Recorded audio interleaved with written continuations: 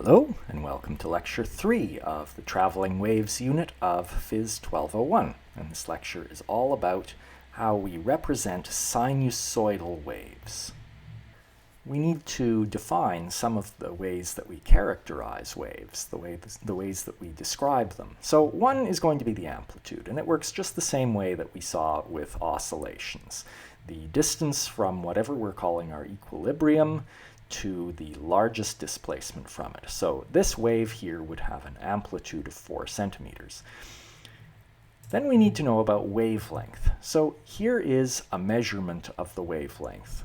And you've probably seen this before, the peak-to-peak distance. So in this case, from 3 meters to 15 meters, that's 12 meters, that's the wavelength. And we're going to use this funny curly letter. This is the Greek letter lambda. That's the Greek letter that says ol as in length, which is why we use it.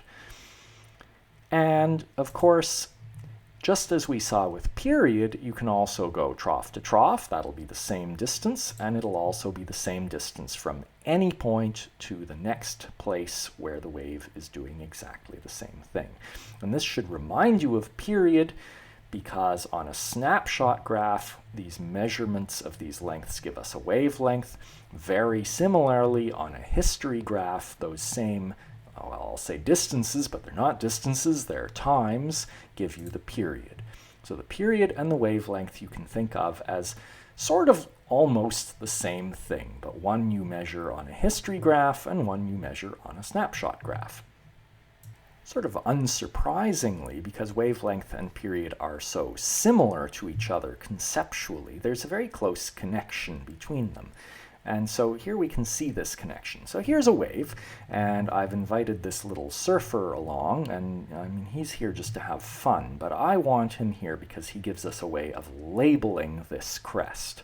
Now, before I had labeled places on the medium, strings or springs, by tying strings onto them, and those were then fixed in place. They would wiggle up and down with the medium, but they wouldn't follow the wave along. But this is different. I want to label this crest and watch where it goes. So this is a different sort of label. He's following this piece of the wave along.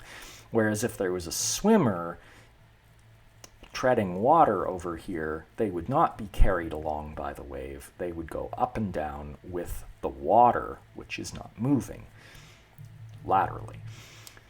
So if you were to watch this surfer, and by extension the wave they are on, moving 5 meters per second this way, and here we are at t equals 0. At t equals 2 seconds, they would have moved 10 meters, which puts this peak right here. And at 4 seconds, they're here. And at 6 seconds, they're here. And at 8 seconds, they're here. And I want you to notice that we started off with a peak at the origin, and we've returned to having a peak at the origin, but it's the peak that was over here when we first started looking at this. So notice that every point on the wave has gone through a full cycle. This point has gone all the way down and back up again. This point has gone all the way down and back up again. This point, which started down, has gone all the way up and back down again. So we've just watched a full period of this wave. Oh, look how far the peak has traveled. It's traveled from where it was to where the next peak was when we first started watching. And so it's traveled a full wavelength. So what we've just seen here is a very useful little fact. In a time equal to the period, a wave travels a distance equal to its wavelength. And that means you can say, well, the speed, as always, is a distance traveled over a time taken. And so for any periodic wave, like a sinusoidal wave, the speed is just the wavelength over the period. And this now gives us a relationship between wavelength and period. Also notice that since the frequency is 1 over the period, you can rewrite this if you want, and sometimes it's more convenient to write it this way. Our goal is to be able to represent sinusoidal waves, to write down expressions for them. We want a function. So here is a snapshot graph of a sinusoidal wave, and this one happens to have a wavelength of 6 meters. And so we can use the same sort of reasoning that we used for the function describing a simple harmonic oscillator in the last unit. We can say this one has its max at x equals 0, and so we can use a cosine. I'm writing this as a function of x and t, right? Because of course, if we look at another time, the function will have changed, and this y represents how high a point on the medium is. So that must depend on the time, but it also depends on where you look on the medium. But just like before, we can just read the amplitude off, and then we will have some function of position. And I'm leaving it as just a function of position at the moment because I'm saying this is for t equals 0. And so now we just need to figure out what this stuff is. And we can actually do it very similarly to how we did it with the oscillations, where we found it was 2 pi over the period. And we're actually going to find almost the same answer here, but I'm going to argue it differently. Note that at this point, since the stuff times x is 0 here, and the next time a cosine has its maximum is when it has a 2 pi inside it, we need stuff times x to be 2 pi right here. Well, that allows us to figure out what stuff is, because right here, x is lambda. And so that means we get 2 pi over lambda is what this stuff turns into. And you can check that that gives us the right thing, right? If you go to x equals lambda, you get these lambdas canceling, you just get cos of 2 pi, and you're at a max, just like you should be. But now note that a moment later, at a different time, the wave will have shifted. Now you can no longer use a cosine, because the cosine has to have its max at 0. And so we're left to figure out how to write the function now. Well, here's what is a seemingly unrelated piece of math that you will have learned in high school. Here's a parabola, and it's the most basic of parabolas, y equals x squared. And you will have learned in high school that you can shift this parabola over, say by 2, by writing x minus 2 squared instead of just x squared. And this little trick works because now at x equals 2, you get a 0 in here, and so you've just moved the vertex, which is where the thing being squared is 0, over to here. Well, this little trick turns out to work for any function. If you take the variable and replace it by the same variable minus something or other, then you always shift the function over by that amount. This little mathematical trick turns out to be exactly what we need. Here we are with our wave.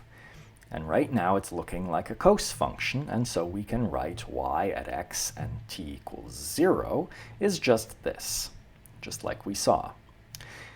Now, if we wanted to shift it over by 2 meters, okay, and so that's at some other time. I've written t equals question mark because I don't know what time that is.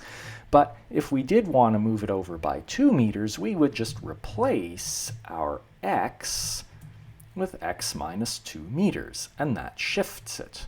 Okay, but we don't want to just plug in distances. We want to have a function that works for all times. So, starting from here, we now want to shift over by the right amount for time t. Well, if you know how fast the wave is moving, that's easy, because at time t, it will have moved a distance vt. And so all you have to do is replace the x with x minus vt, and that gives you the function you need. This form is fine. It'll always work for us, but sometimes you don't know, say, the speed. So when that's true, you can use the fact that v is lambda over the period, or lambda f. And you could just replace that in there, right? So then you get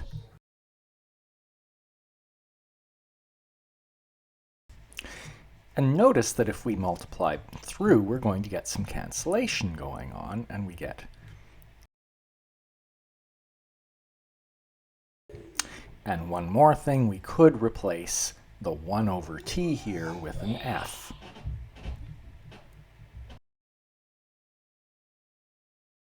So all of these different forms are equivalent, and you use them as convenient. Whichever one is the quickest way to write it down is usually the one you go with. One more thing. We built all of this assuming that the speed was like this, that we had a wave going to the right. Now, you know that if you're making a parabola, that this is a parabola with its vertex 2 over to the right, and if you want to put the vertex instead 2 over to the left, you would just use a plus there. And so it's the same thing. If the speed, well, if the velocity is like this, but by this v we mean a speed, so if this is a wave going to the left, then all you have to do is switch these pluses to these minuses to pluses. Let's put this all together in an example. So here we have a cable, and we're using a motor to drive the end of it at 300 hertz with an amplitude of 2 millimeters. And we know the linear density and the tension of the cable. And recall a couple of lectures ago, we saw that the wave speed on a string or a cable or anything, or wire, is the square root of the tension over the linear density. So if you work that out for this one, we're going to want to know this wave speed. It's going to be useful to us. So 800 newtons over, careful of units, right? You want to work in kilograms, so that's 0.02 kilograms per meter. And if you plug that into a calculator, you'll find that it's 200 meters per second. So that's going to be useful, but that's not going to be enough. Remember that we can write